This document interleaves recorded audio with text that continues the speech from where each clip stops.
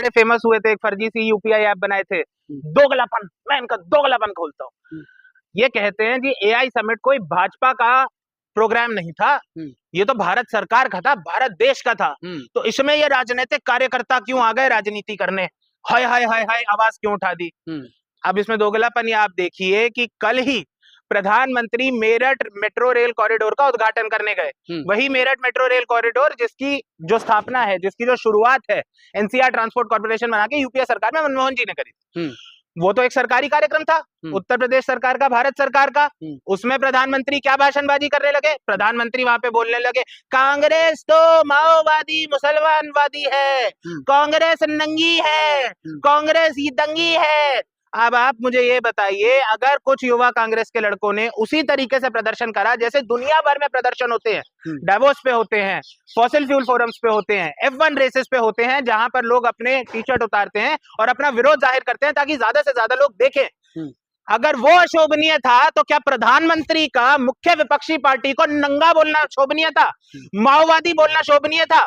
जो भी उन लड़कों ने करा, किसी ने हथियार उठा लिए?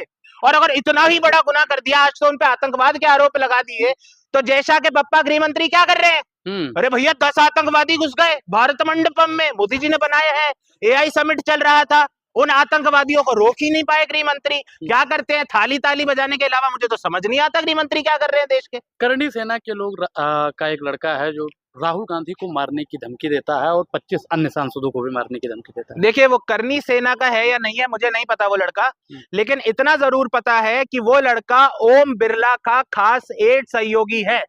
आप उसके चित्र देखिए, आप उसकी फोटोज देखिए। एप्स्टीन वाली फाइल्स में तो अभी फोटोज आनी बाकी है, लेकिन उसकी फोटोज ओम बिरला के साथ जरूर आ गई है। भाजपा के कोटा के सांसद है, लोकसभा के अध्यक्ष भी हैं। वो आदमी खुले तौर पे सार्वजनिक रूप में बोलता है, ये राहुल गांधी घर में घुस के गोली मारूंगा और तुम 25 सांसदों सुन लेना, गोली मारूंगा। अब आप ये देखिए कि नेता प्रतिपक्ष और देश के 25 सांसदों की हत्या की साजिश सार्वजनिक तौर से की जा रही है ओम बिरला के खास सहयोगी से। क्या ओम बिरला ने खंडन करा? क्या गृह मंत्री ने खंडन करा? क्या नितिन नवीन ने करा? क्या प्रधानमंत्री मोदी ने करा? किसी ने भी खंडन करा? देखिए बात यह है, ये ऐसे तत्वों को शय देना चाहते हैं और ये तब तक शय देंगे जिस दिन ऐसी कोई घटना नहीं हो जाएगी जो इंदिरा गांधी जी के साथ या राजीव गांधी जी के साथ हुई थी।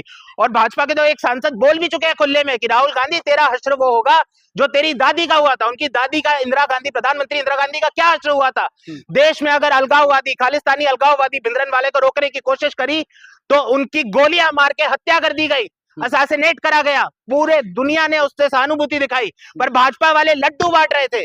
और वही भिंडरन वाला, उसने बिट्टू जो आया था ना थोड़े दिन पहले, कह रहा था कि अरे मुझे देशद्रोही बोल दिया, पूरे सिख समाज को माफ कीजिएगा, गद्दार बोल दिया, पूरे सिख समाज को गद्दार बोल दिया।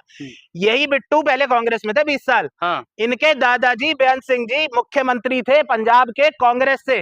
1992-93 में जब वो अलगाववादियों पे प्रहार कर रहे थे तो उन्हीं बेअंत सिंह जी को भिंडरनवाला के समर्थकों ने गोली मार के हत्या कर दी थी उनकी।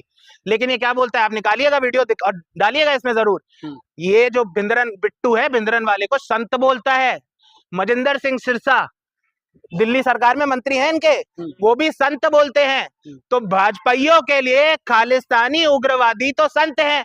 नवाज शरीफ के घर जाके बिरयानी खा सकते हैं, माय फ्रेंड डोनाल्ड ट्रंप की कैंपेनिंग करने जा सकते हैं, लेकिन जो देश के लिए खड़े हैं, जो देश की आवाज उठा रहे हैं, चाहे वो विपक्ष के नेता हो, नेता प्रतिपक्ष राहुल गांधी हो, शंकराचार्य अभिमुक्तेश्वरानंद हो, वो ब्राह्मण लड़के हो जिन्होंने उत्तर प्रदेश में क्या कहते हैं प्रोटेस्ट करा, वो महिला रेसलर हो जिन्होंने प्रोटेस्ट करा, या कोई भी हो, या कोई प्रोफेसर हो, स्टूडेंट हो, उन सबको जेल डालेंगे, लेकिन ये भिंडरनवाला के समर्थकों को कभी जेल नहीं डालेंगे। रमजान का महीना चल रहा है और राजनीति उस पर भी हो रही है कि कोई रोड पर नमाज नहीं करेगा, कोई कहीं नमाज नहीं करेगा, उस पर क्या कहेंगे रमजान पे? सबसे पहले तो रमजान की मुबारक जितने भी मुस्लिम भाई हैं और जो भी रमजान मनाते हैं। और इसमें आपको आश्चर्य क्यों हो रहा है? अरे भैया, हिंदू हृदय सम्राट की जो सरकार आई थी वो शंकराचार्य को संगम का शाही स्नान नहीं करने देने जा रही। उनके पीछे पुलिस लगा दी, उनके बटुकों की शिखाएं खींची, उनके साथ चलने वाले 83 साल के संतों को मारा। तो अगर ये हिंदुओं को, शंकराचार्य को शाही स्नान नहीं करने दे रहे तो मुसलमानों को नमाज कैसे पढ़ने देंगे? आप देखिए ना, इनके बजरंग दल, वीएचपी, भाजपा के कार्यकर्ता चर्चों में चले जाते हैं, क्रिसमस वाले दिन तोड़फोड़ करते हैं, चर्च में जाके हनुमान चालीसा पढ़ेंगे, मस्जिद के बाहर जाके डीजे में हनुमान चालीसा बजाएंगे। अरे भाई, हनुमान चालीसा तो पाठ मुझे भी बहुत अच्छा लगता है, जबकि हिंदू नहीं हूं, मैंने बताया था, पर सबको अच्छा लगता है। नमोकार मंत्र, गायत्री मंत्र, हनुमान चालीसा, आजान सबको अच्छी लगती है, बहुत एक सेरेनिटी, पीस मिलता है उससे। लेकिन इनको हनुमान चालीसा कहाँ पढ़नी है? मंदिर में नहीं, घर में नहीं, पार्क में नहीं, मस्जिद के बाहर जाके पढ़नी है।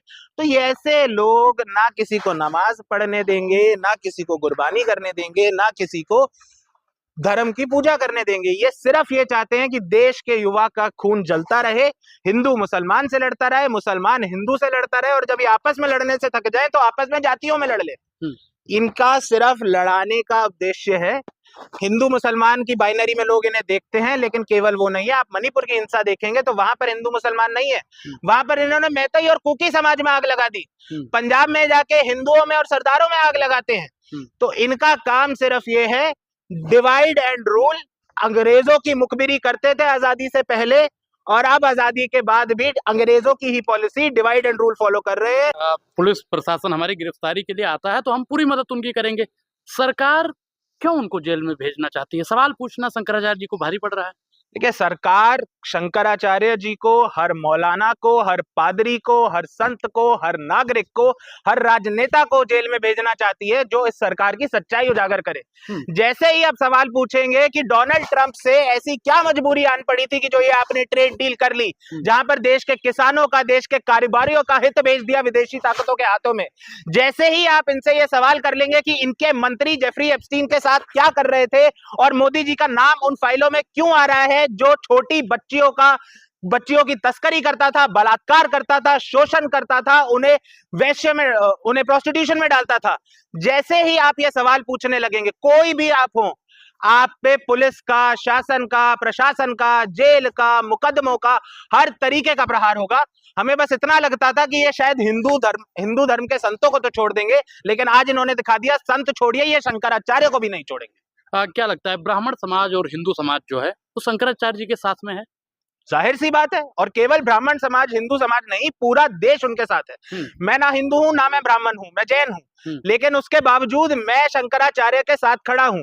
हम यहाँ पर युवा कांग्रेस के ऑफिस में खड़े हैं। इसमें से आप लोगों से पूछिएगा, इसमें से बहुत लोग ऐसे होंगे जो किसी और धर्म से आते हैं या किसी और जाति से आते हैं, लेकिन वो सारे के सारे शंकराचार्य के साथ और उन सारे धर्म गुरुओं के साथ खड़े हैं जो देश की, अपने धर्म की आवाज उठा रहे हैं, लेकिन उन पे प्रहार करा जा रहा है इस सरकार द्वारा। अभी एआई समिट हुआ जिसमें आपकी कांग्रेस पूरी नंगी हो गई।